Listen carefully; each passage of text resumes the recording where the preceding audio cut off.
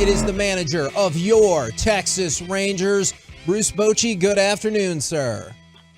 Hey, guys. How we doing? We are Great. hyped as Awesome. all get out, as I'm sure you can imagine. I'm curious about this. I know a 2-0 lead is great, especially when you win those first two on the road, but should I assume none of that gets brought up and it's all the focus is tonight, game 3, almost like it's an elimination game?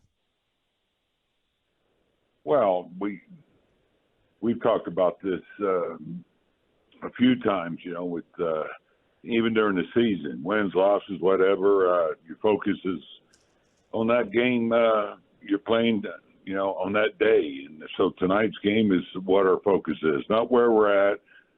It's the way it has to be done. And so we're not thinking about what we're 2-0 and all that. Really, I wasn't thinking about it till you brought it up, to be honest. I'm sorry. No, you're fine. But, Creamer, we're facing a good team, good pitcher. Now we got our guy going. And I tell you what, we're just looking forward to, being home and playing in this ballpark. Boch, you've been able to win a lot of series in your career in the playoffs. And I hear NBA coaches talk about, hey, they feel like the toughest game to win in a series is the final game, the one that wins the series. Do you find the game to win the series any different than early in the series? I don't look at it any different, to be honest. I think that there's something to be said about that. It's just like a race, the last lap's always the toughest. So you go out there and just, again, focus forward, man. Just on the task at hand, to keep it simple. That's how we have to approach it. I don't want, you certainly, if you have a lead, you don't want to, during a game, you don't want to let up. If you have a lead in the series, you got to go out there and keep doing your thing. And that's how I've always approached it in the season, postseason, whatever it is. Now, I will say it's different in the postseason. I think you're seeing that both teams how they use pitching, not just in our series, but in the other series too, because the margin of error is just not there. Boch, we talked with John Smoltz this morning, and he was just amazed at how disciplined your guys are at the plate. And he was like, look, I made a living off of getting guys to chase my entire career, and these guys just refuse to chase out of the strike zone. And I'm just curious as how they've come to have such great command as batters of the strike zone and good confidence in what is and isn't a strike. Yeah, and I agree with John, with Smoltzy, that they have done a great job. And it's not that easy when you look at the stuff you're facing, high 90s, with a put away hard breaking ball, and these guys are doing a good job of shrinking the zone. Now, I think you have to look at the great job our hitting guys are doing. I'm talking about Donnie Ecker, Tim Hires, how they have them prepared. We have meetings every day going over the starting pitcher, the bullpen, so these guys know what they have. They know the plan, and they do a great job of sticking with the plan. And I can't compliment those guys enough, because they have done a good job of taking their walks.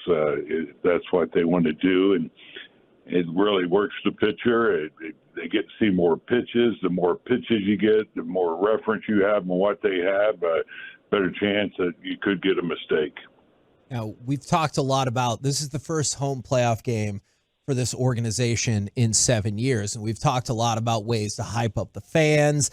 I got a two-part question for you. Do you think the fans can make an impact in playoff games? And what is your favorite Creed song? My favorite what? Creed song. Isn't that y'all's hype-up band now? Yeah. I know that's what they've been playing.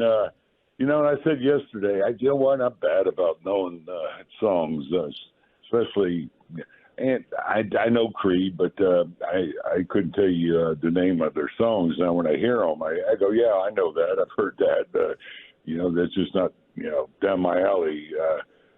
And so I do know. I don't know who the DJ is here, but Creed is one of his favorites. So I'm going to find out today because I'm curious myself because it was brought up yesterday in the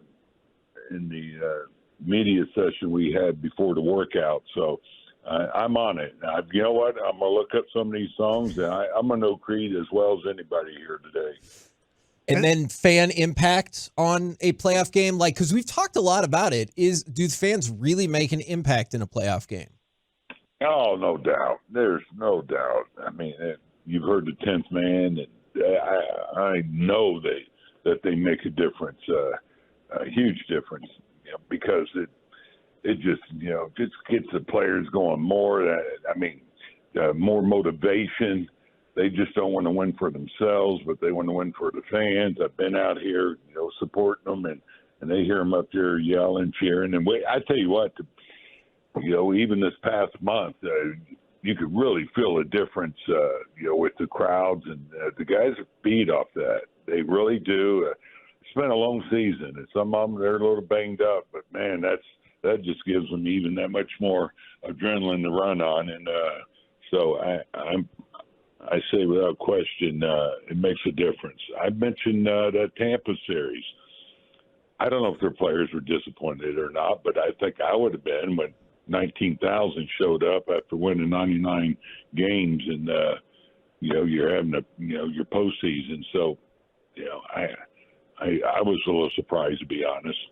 So, Boch, it's amazing how you have the magic touch. You knew that I'm going to activate Cody Bradford for this DS, and he's going to give me 3 2/3 of great pitching and relief in Game 2. And then you knew to put Mitch Garver there because the bases would be loaded and he'd hit a grand slam. So I want to give you all the credit for those 2 major decisions. Right. All this is, we all sit down, discuss it, front office, coaching staff. We talk about, what our best options are. Every team's different. Well, you might want a right-hander. For example, Tampa, we wanted Grant Anderson there because of all their right-handed bats. So, but these are discussions we have, and we come down to the roster we want and who's going to play, and I knew I wanted to get Mitch involved. He did such a great job when we lost Garcia and we lost Josh Young. He was the guy that was doing all the damage. So it's good to see him swing the bat like that. And so he's back in there playing tonight in the 3-hole. You put Evan Carter at 5, and Mike and I were kind of discussing the fact that, like, that's sometimes a lot of guys are like, let's put a guy that can hit for power and hit, lots of home runs in that spot. But you're like, you know what? I know this guy can hit. He can drive in runs. And I'm kind of like, it is, this team doesn't have to hit home runs to win baseball games. They get runners on base. They do a lot of fundamental things right with getting runs around. Right. And, I think he's a guy that could really fit anywhere, but he's going to be somewhere at the top of the order. I mean, this is how good he is with his discipline at the plate. He can use the whole field, but he's been hitting home runs too. Yeah, he's shown that he's got that in him. But I wanted to kind of split up the lefties. You look at Baltimore with all the left-handers they have in the pen for, so I wanted to really make it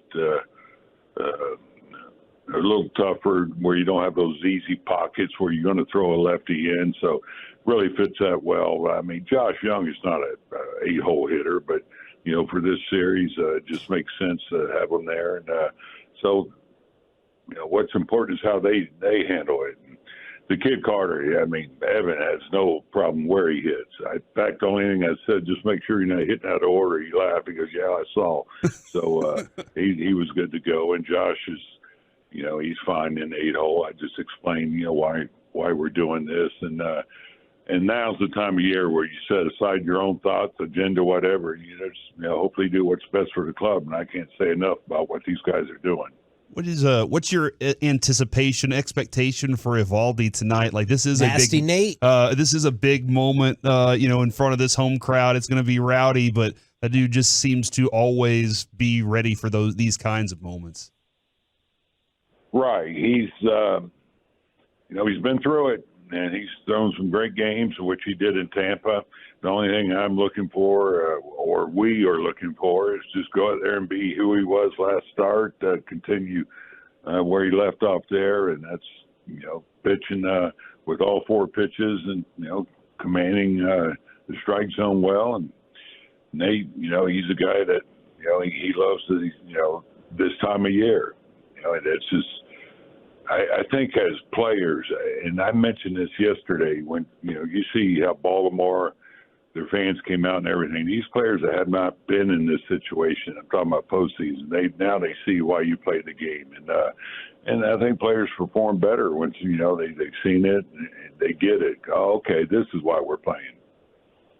How helpful is it then to have players on the roster, like you just mentioned in Eovaldi, and that have been there before? Because I was reading Cody Bradford talked about some really good advice he got from Max Scherzer prior to Game 2. So how helpful is it having those guys in the clubhouse? Oh, man, it's really is nice to have guys talking to the young players. I thought what Max was saying to Cody was just really, really good. It just, that's really how you have to handle it. We all have different personalities. You don't want to get too amped, depending on how you what your personality is, or how you go out there to the mound. And so I thought that was great advice, and that's what you're looking for, is leadership in that clubhouse, and these guys are providing it.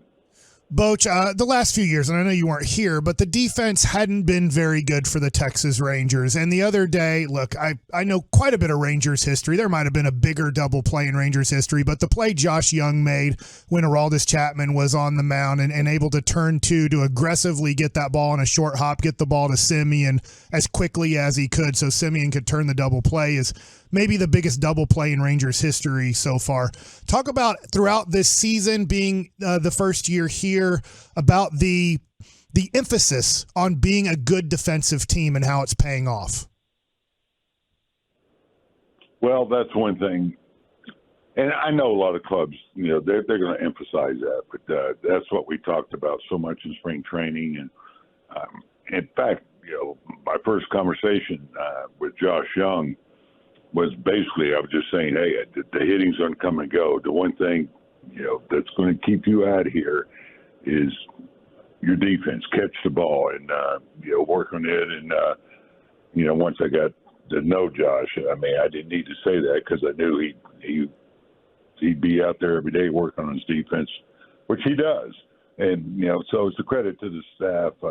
You come out here every day, you'll see Ragsdale and Beasley and Wilson working with these guys in the infield, Venable in the outfield. So a lot of time is spent. And so it's what I feel good about, because it's been one constant. The hitting's going to come and go. Pitching, it's going to come and go at times. But the one thing that can show up is defense. And I think base running too. We're still looking to get better in all facets of the game, but I've been really happy with how these guys have separated their offense from the defense. Boch, I don't know how much this affects the game for you, but do you have any preference on whether the roof is open or closed for tonight's game? I don't know. Okay. We're hearing that it could be open. So I'm trying to get find out myself for sure. It was kind of iffy, so we'll see. I don't think it's going to make a big difference one way or the other, but we'll see. And we've talked so much about this, about how the players would feel and the fans. What about you? I know you've been through this before, but what is your excitement level? Or do you try not to say that word because you're like, hey, we got to keep everything even-keeled and the same? Oh, I'm excited. I'm excited about tonight. Come on, this is what I came back for. Is why you play the game. I tell you, I'm just enjoying this. Now, it's a different type of fun. It's intense. No getting around that. But, oh, geez, I was watching Gunsmoke and doing a little fishing in the pond, this time last year. And to be in this situation, I couldn't be more excited. I'm excited for these players, the staff. We'll get some guys that have not been in the postseason. So I'm excited about that. course, for CY with the job he's done, the front office, and Ray Davis, to help give us the tools to be in this situation. So there's so much to be excited about. And for the fans, it's been a little bit of a drought.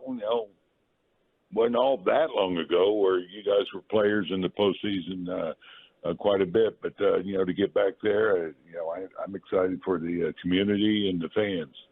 Well, all three of us were born and raised in the Metroplex, so we are very excited as well. Appreciate the time, good sir.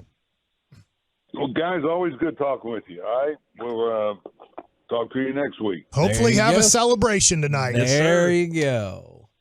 All right, guys, we'll see you.